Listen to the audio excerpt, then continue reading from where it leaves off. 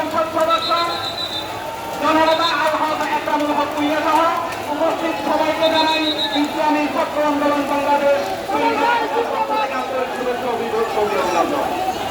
প্রিয় উপস্থিতি, আপনারা জানেন গত 24 উত্থানের আগে আমাদের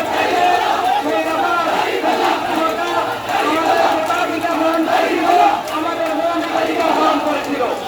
পুরো দেশের মানুষকে তারা পরিচিত করে ফেলেছিল। তার পরিপ্রেক্ষিতে সাধারণ শিক্ষার্থীরা আপনার নেমে আসে এবং এই স্বৈরাচার সরকার বিতাড়িত হতে বাধ্য হয়েছে। আমরা দেখেছি ইসলামী আন্দোলন বাংলাদেশ তাদের নিরাসনে ছাত্রদের এখানে থেকে মাঠে ময়দানে ছিল এবং 5ই আগস্ট স্বৈরাচার সরকারের করার জন্য সর্বপ্রথম আমাদের আমি ঢাকাতে বিশাল মিছিল সহকারে অংশগ্রহণ করে। কিন্তু তার পরবর্তী সময় আমরা যেটা দেখতে পাচ্ছি বিভিন্ন দল নেওয়ার জন্য বিভিন্নভাবে তারা এখন ঘোষণা দিচ্ছে এই সরকারকে আমরা গঠন করেছি। এইগুলো আমরা দেখতে পাচ্ছি এবং বিভিন্ন দল আমরা এই পর্যায়ে দেখতেছি তারা শহীদদের চেয়ার দিয়ে সুন্দরভাবে বিরোধ করাচ্ছে। আমরা আহ্বান জানাবো, বিশেষ করে আমরা অন্তর্বর্তীকালীন সরকারকে আহ্বান জানাবো যে শিক্ষার্থীরা 2,000 অধিক শিক্ষার্থী তারা বন্ধুত্ব পালন করেছে। আর তার বিপরীতে তারা যে তারা জীবন দিয়েছে আত্মত্যাগ করেছে বাস্তবায়নের জন্য আপনার বাস্তবায়নের জন্য উপযুক্ত পদক্ষেপ নেই। কিন্তু আমরা দেখতে পাচ্ছি আপনারা তা পদক্ষেপ না নিয়ে আপনারা কি করতেছেন, আপনারা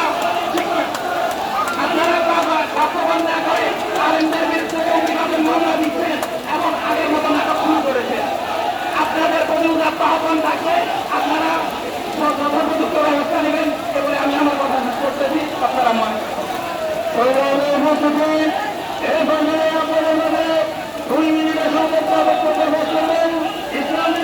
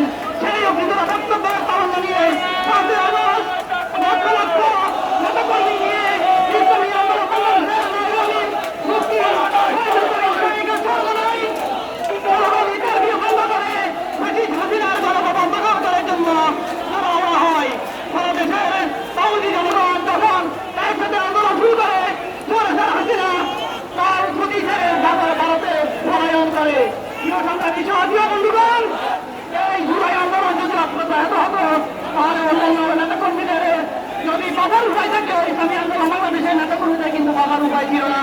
কারণ ইসলামী আন্দোলন বাংলাদেশ বিদেশি গণপ্রভুর অবলম্বন করে না, বিদেশি গণপ্রভুর এজেন্ডা নিয়ে চলে না।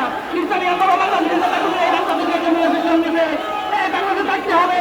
তাই আমরা আজকের এই সমাবেশ থেকে যত আহ্বান করবো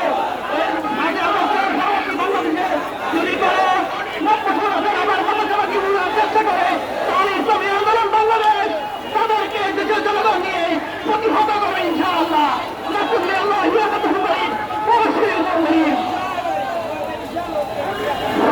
উপস্থিতি, আমরা আন্তরিকভাবে দুঃখিত। আমাদের এখানে ইসলামী আন্দোলন বাংলাদেশের জেলা নেতৃবৃন্দ সহ অনেক গুরুত্বপূর্ণ নেতৃবৃন্দ উপস্থিত আছে, কিন্তু পরিবেশ পরিস্থিতির কারণে আমরা অনেককে বক্তব্য দেওয়ার সুযোগ দিতে পারি, এই জন্য আমরা আন্তরিকভাবে দুঃখিত। সম্মানিত উপস্থিতি, এখন আপনাদের মাঝে প্রধান অতিথির বক্তব্য রাখবেন ইসলামী আন্দোলন বাংলাদেশের কেন্দ্রীয় মজলিসের যুগ্ম সদস্য ফেনী জনসাধারণ সংগ্রামিত সেক্রেটারি ফেনী সদর 2 আসনের মনোনীত সংসদ পরবর্তী জনাব আলহাজ মৌলানা এক রহমান ভূঁইয়া সাহেব, জনাব মৌলানা এক রহমান ভূঁইয়া সাহেব।